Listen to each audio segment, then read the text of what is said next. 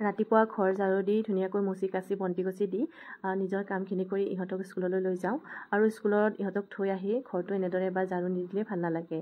গতিকে তাকে মই এতিয়া গোটেই ৰুমকেইটা এবাৰ এনেদৰে ঝাৰু দি ল'লোঁ।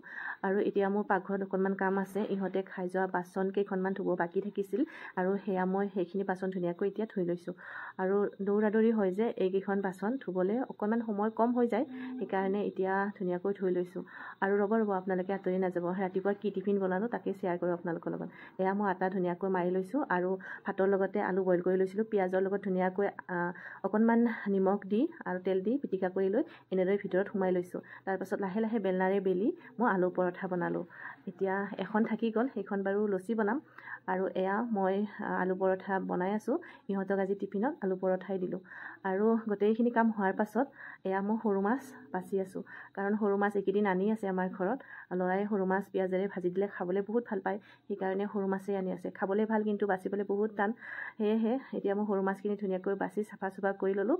আৰু বাহিৰত এতিয়া যাওঁ, কি কি আছে সেয়া আনোগৈ মাছ। এতিয়া মই বাৰীৰ পৰা আনিলোঁ বেঙেনা, ভাতকেৰেলা, জলকীয়া ছিঙি আনিলোঁ। এয়া আমাৰ ঘৰৰে দেই। আৰু এয়া বেঙেনা ফ্ৰাই কৰিম, মাছৰ আঞ্জা বনাম আৰু ভাতকেৰেলা বইল কৰিম। আৰু বাহিৰত আজি ইমান ৰ'দ দিছে চাওকচোন। আজিৰ মিনি ব্লগটো ইমানেই আছিলে। Bye bye.